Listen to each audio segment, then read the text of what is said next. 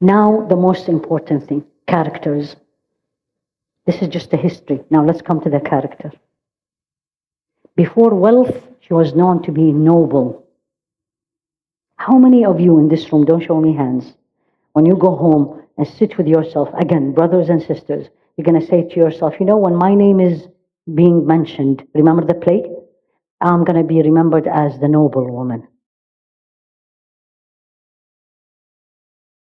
The rich, the beautiful, you know, the talented versus the noble. Which one is harder? Absolutely. Noble. Nobody talk about how she looked like. And this is a woman. Tall, short, beautiful, fair skin. Nobody. Because that's not the issue. I have no choice the way I look. I have no choice in my skin color. I don't have no choice in my height. Everything Allah gives me is beautiful. Done. But I have a choice in the way I conduct myself. And I treat people. And interact with people. So she was known for nobility. And also because of her lineage. She's a businesswoman. Now the most important thing, add to it, she was very brave. Brave for many reasons, but one of them being in a profession that is male dominated, but also brave how she supported the Rasul alayhi salatu wasalam. She supported him and she went out and said, I am a Muslim in a city where Islam was not accepted, let alone being a woman. Being all this, brave, but she was very modest. This Haifaa, this character that we are losing, I love it here. Because you see it in the society. Again, you don't know your value because you all live here, everybody does the same. But when you have a visitor, then he or she will notice the difference. The woman of the Far East, full of Haifaa, and may Allah keep you this way. Don't change. It's hard to stay the way you are because of the influence that comes from the outside. But the way you speak, you're all soft-spoken. I can't tell you how many times I said, can you say it again? When you laugh with Haifaa. So here she is, this is strong, rich woman, noble woman, but yet full of modesty. That's why she sent the Rasul alayhi salatu wasalam. She was not going with the men all the time. No. And she was very generous. She supported him with her money, alayhi salatu wasalam. Very generous, and supported also other people. And I'm literally summarizing. If you read books about her, you will see these characters. She was very intelligent, smart. She knows where to trade, with what trade. That's why she sent him to Syria or to Bilad al-Sham, to that part of the world, because there was a lot of merchandise there. And when she was a widow, she did not rush to get married. In that time, in that society, widow would get married right away. Both men and women.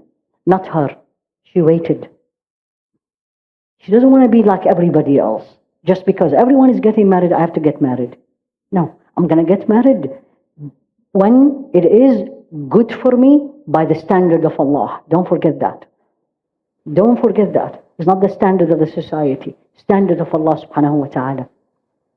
She is one of the women, and this is again unique for her. She's his wife in dunya and akhirah.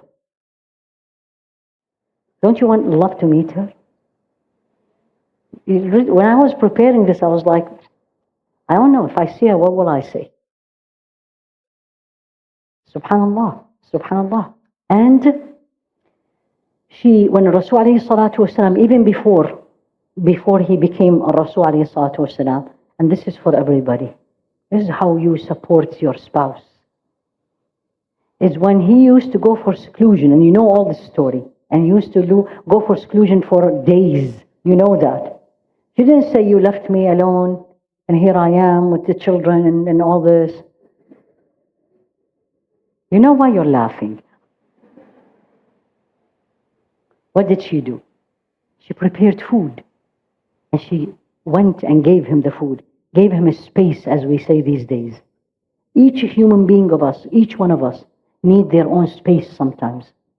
You know, and I'm sure you all, women, don't you sometimes say, I don't want you to talk to me, I just want to be alone. When the child come and nag on your head, right? That's called space. Same thing for the men. They come in very tired. They don't want to talk. Give them their space. The smart, intelligent woman and the smart, intelligent man is when he knows when the spouse needs the space and give him the space or give her the space. That's what she did. Subhanallah. Now, indication of her smartness is when the revelation came in. And you all know the story is there. What did she do? Supported him by words. Right? Didn't say, are you out of your mind? Whatever you heard, it's probably nothing. One. Then, in case, we don't know, but in case she had doubts, or Rasul alayhi salatu wasalam had doubts, which probably not, why did she took him to her cousin? Right? She took him to her cousin. You all know the story. Waraq ibn Nawfal. What did he tell him? This is the man that is going to come and his people will give him a hard time and they will make him leave.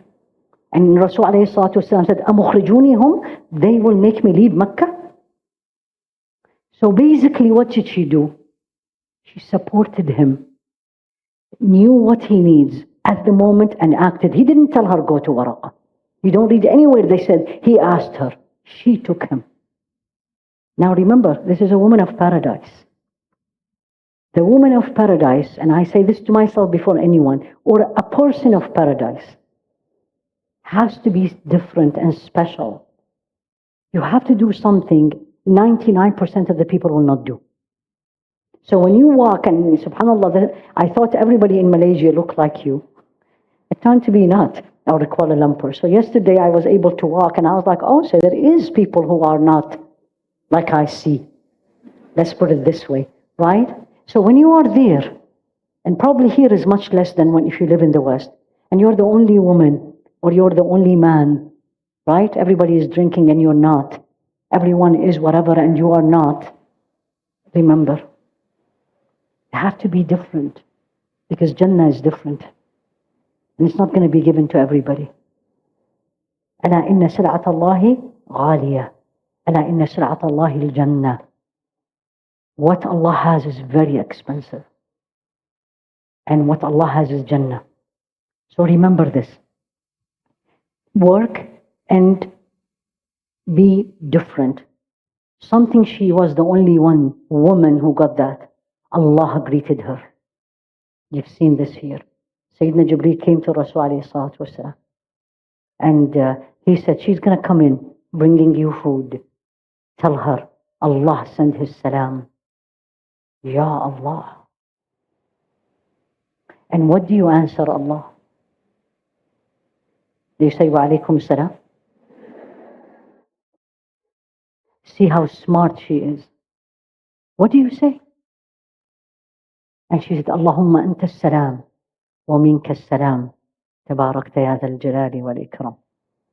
You have to respond, because that's a greeting, right? So she said, Ya Allah, you are the peace. You are the source of peace. And peace comes from you. Glorify you, ya dhal jalali wal ikram.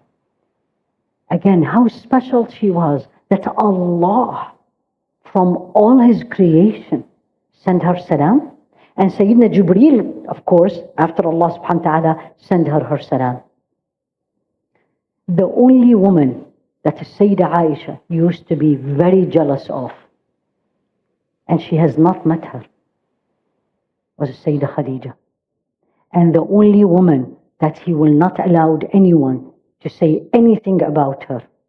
La tu'dhini fiha, he used to tell. And you know how much he loved the Sayyida Aisha. You know. And he said, don't you hurt me by saying anything not positive about her. She was jealous because she saw him after years. This is in Medina. Her friend comes in and he treats her differently. And again, Sayyida Aisha, I was like, why is that? He said, this is a friend of Khadija. And she said, you keep talking about her. The old woman, she used that. And he said, don't hurt me with Khadija. What a woman she was, what status she had with the Rasul alayhi salatu wasalam, that years after, that's how he remembered her. And he loved Sayyidah Khadija. We all know that. He loved her. Subhanallah. And the last but not the least, and we will take the break, and I think you all now want to be Sayyidah Khadija. Definitely I am. Right? Yes. Because who doesn't want to be something special? And the Rasul alayhi salatu wasalam will be, like, mention me, subhanAllah. And Rasul alayhi salatu wasalam always praised her quality, and he always asked Allah forgiveness for her. May Allah be pleased with her. I just gave you a little bit of it, and we'll take our break now. May Allah subhanahu wa ta'ala give us all one character of Sayyidah Khadija. One. If everything is good, but let's be realistic, inshallah. Hopefully, bi'idhnillah, in the same spirit that we left. One thing I will recommend, and this is a recommendation, is try to eat less.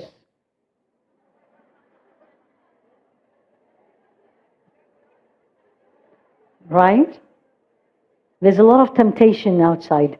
I did see that. You don't have to eat, right? There's a saying in Arabic. How many of you know Arabic here? Okay. نحن قوم لا نأكل حتى نجوع ولا نشبع إذا أكلنا. They say we are, meaning Muslims, not Arabs, Muslims, all of us. We are a nation that we don't eat unless we are hungry. Just a second. And when we eat, we never eat to satiation. So when I was walking and coming back, I was like, it's 11 o'clock. So what is the name of this meal? What is that? What is it? Early lunch, late breakfast, combo, brunch, right? So the idea is, and this is absolutely tazkiyatun nafs, don't eat because there's food. You eat because you need to eat. Never eat because you like it. Then you're going to eat. Just remember yesterday the 4 nafs we talked about? We said the commonest nafs is the nafs like the cattle like.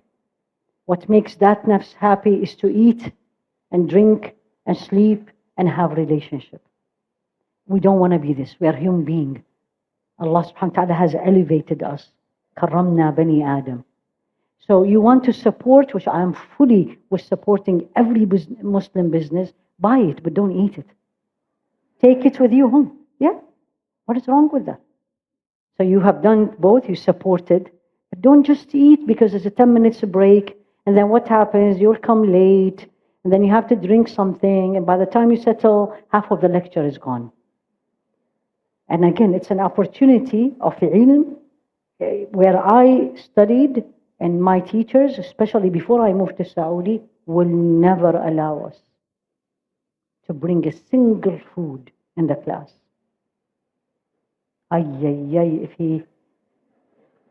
You will hear it, let's put it this way. Yeah, because, and I actually learned this from him. This was one of my first male teacher, because it's out of respect to knowledge. The more you respect the something, the more you will get out of it. We talked about it yesterday and the day before, that al-qalbu salim, the sound heart, in a nutshell, is the heart that's always with Allah. You eat, you're with Allah. You're sleeping, you're with Allah. You're in knowledge with Allah. You are in the mall, you're with Allah. How do I get there? So the second one, remember, أفضل نساء الجنة, the best woman of Jannah. We said the first one was Sayyidah Khadija. Second one, Sayyidah Fatima. And this one is what, when you read about her, and when you, subhanAllah, it's, again, how did she look like? So Sayyidah Fatima. Fatima bint Muhammad bint Abdullah. What is her nickname? The flower. Fatima to Zahra. The flower. So Sayyidah Khadija was the At-Tahira, the pure. Sayyidah Fatima, the flower. Why is that? Because she was his daughter and he loved her. And we're going to share with you some of the hadiths about her.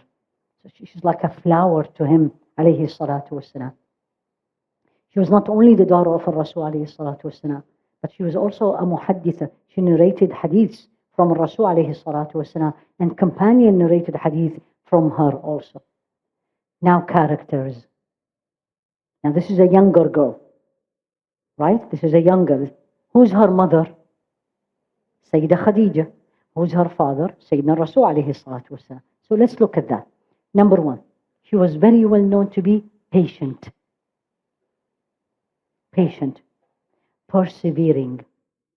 She didn't give up easily. Did not give up easily. And at the same time, she was very generous and grateful to Allah subhanahu wa ta'ala. Patient, generous, perseverance, never give up easily, and she was grateful to Allah subhanahu wa ta'ala. Who's her children? So now this is a married woman, and her husband is Sayyidina Ali. Don't say Ali. He's not my friend. Right? So either you say Ali ibn Abi Talib, then you have identified him, or say Sayyidina Ali. Everybody knows Sayyidina Ali. Right? Why did she marry Sayyidina Ali? Or the question is, why not?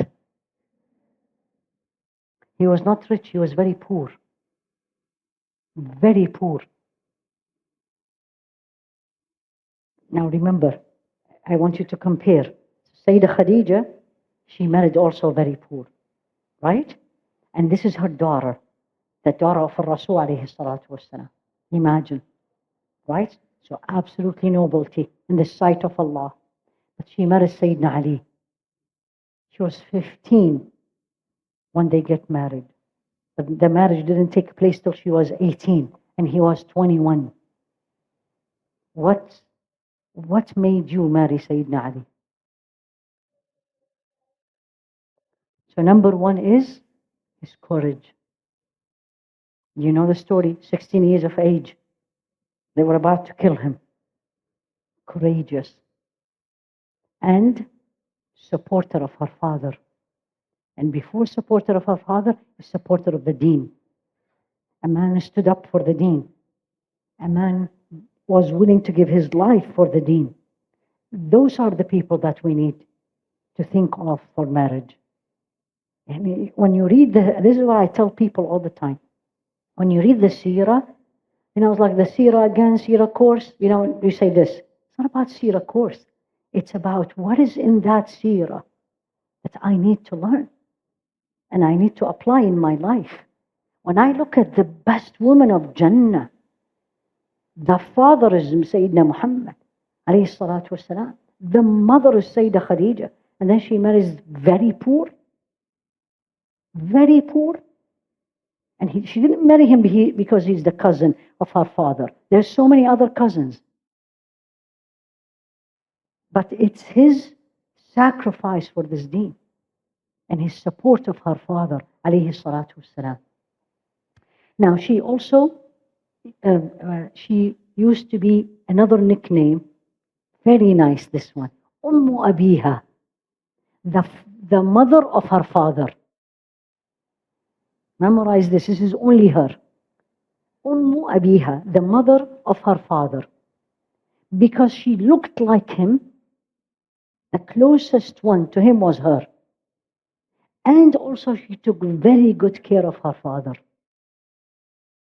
And you know the famous story when in Mecca, when Rasul alayhi salatu wasalam, they throw on him alayhi salatu wasalam, when he was in sujood, and they throw on him what? The intestine of the animal all over. She came in crying, removing it from her father's back. How old was she? Look at our teenagers these days. Look at our adults. This is a young girl. Her mother is Khadija. Her father is Rasul alayhi salatu wasalam. Ran and removed all this from her father, crying. Bintu Abiha, Ummu Abiha, because she looks like him as if he is her son. That's why they call it, right? And also because of the special relationship they had. And I'll share with you a couple of the incidents. Rasul alayhi salatu wasalam, when he go to a battleground outside Medina, and he comes back, the first house he go and visit is Sayyidah Fatima. None of his wives. And we all know the most beloved person to him is who? Most beloved person to Rasul alayhi salatu wasalam. Who? Sayyidah Aisha. He was asked. He was asked by the Sahaba, Ya Rasulullah, Man ahabbu nasi ilayk? Who is the most beloved person to you? And he said, Aisha. It's actually a man who asked him the question. One of the men companion. And they said he was hoping he will say his name. Yep. And he said, Aisha. He didn't give up. He said, okay, this is a woman. Let's try another question. Honestly, he said, Women and Rijal. How about from the men? He was hoping his name. He said, Abiha, her father. So that's Sayyidah Aisha, that bond. But still, when he came back after an expedition, long travel, he first home to visit is her house, Sayyidah Fatima, alayha salam. Right? And Rasul alayhi salatu wasalam said the following. How many fathers in this room? From the brothers. How many? Are you fathers? You have children? Right? Show me hands. Can I see that? طيب. And how many mothers in this room? Tabarakallah. Right? If I mention your daughter name, what are you going to say? Oh, she's giving me a hard time. Right? She wants to go to this college. I don't know what she wants to study. Right? I don't like the way she does this and that. True? Yes? Silence. I don't know what that means. He said the following on her, about her. Rasul alayhi salatu wasalam said, Fatima bid'atu minni. فَمَنْ أَغْضَبَهَا أَغْضَبَنِي. Fatima is part of me. Part of me. Whomsoever made her angry, he had made me angry. How many fathers, how many of you women, your father said this about you? I wish. Right? You know what's the special here? I don't know if you paid attention to it or not. It's not about her. It's about the Rasul alayhi salatu wasalam is not shy to show his affections. You know, some men, they don't see, it's like showing affections shouldn't be in public. Right? Especially with the children. Yeah, mothers does that, but fathers usually, I don't know about Malaysia, but definitely in the Arab world, usually men are more reserved in showing their feelings. Not the Rasul alayhi salatu wasalam. He said, she is part of me. Whomsoever makes her angry, have made her angry. And then the Rasul alayhi salatu wasalam, this is also another hadith, it's Sayyidah Aisha. And a woman asked the Sayyidah Aisha, who was the most beloved people to Rasul alayhi salatu wasalam? Now pay attention to this one. So Sayyidah Aisha was asked, who's the most beloved people to Rasul alayhi salatu wasalam? She said, Fatima. And then from the men, now the question to Sayyidah Aisha, he said, زوجها Ali. إنه كان صواما قواما. He was fasting all the time and he prayed the night all the time. What is special about this hadith I just shared with you? Now you are the wife. Okay? This is a stepdaughter. Fatima is a stepdaughter for Sayyidah Aisha, right? Her mother is Khadija, Sayyidah Khadija. So here you go, somebody comes to you, you're married, and the husband is there. Says, who's the most beloved to your husband? What is the normal answer? Me. Why you are even asking? Of course. What does that teach you about Sayyidah Aisha? Truthfulness, humbleness, does not see herself something. Although he was asked and told that she is the most beloved. There's a lot of lessons we learned from these women. Not only from Sayyidah Fatima or Sayyidah, all of them. The focus, again, I'm going to say this again. the focus was not them and me. You know, the I, everything these days about I and me, not them.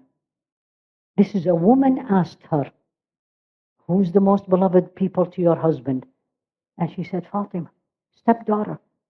And then from the men, she didn't say her father, Sayyidina Abu Bakr. She didn't say her brother, Sayyidina Abdul Rahman. No, Sayyidina Ali. Both related to her husband. How much she loved the Rasul alayhi salatu wasalam. When you love someone, you love everything related to it. Right? And if you don't love someone, you can finish the sentence. Now, look at the Sayyidah Fatima, Sayyidah Aisha, how she described her. Right? She said the following. She said, ما رأيت أحدا كان أشبه سمتا وهديا ودلا برسول الله من فاطمة كرم الله وجهها. Listen to this. كانت إذا دخلت عليه قام إليها فأخذ بيدها وقبلها وأجلسها في مجلسه. وكان إذا دخل عليها قامت إليه فأخذت بيده قبلته وأجلسته في مجلسها. Beautiful هذا. I'll read it to you in English. Sayyidah Aisha said the following. I have not seen anyone who resembled Rasul alayhi salatu wasalam more than Fatima. And she said it in external shape, samtan wa hadiyan, the way she looked and the way she acted. Now look at this. How a beautiful relationship between two people who love each other. In this case, a father and a daughter. And this is the stepmother saying it. She said, when she entered, he stood up, take her hand, kiss her hand, and make her sit in his place. And when he entered on her, she stand up, take his hand, kiss his hand, and bring him in her place. This is love. Genuine. How many of you do this to their children? To their children. No one was more busy than Rasul alayhi salatu wasalam. No one was stressed. Or actually, he wasn't alayhi salatu wasalam, but has many reasons to get stressed than the Rasul alayhi salatu wasalam. The wives, the children, the norm things we all have. But يُعطي كل ذي حق حقه. He gives everyone their due right. So you have to imagine this scenario. He's sitting with all these Sahaba, Sayyidina Abu Bakr and Sayyidina Umar and Sayyidina Abdullah ibn Abbas and all these. And she entered. Right? She was young. A woman entered. Stand up. Go to her. Hold her hand. Kiss the hand in public. And bring her and make her sit in his place. What is this? And then people say Islam does not give the woman rights.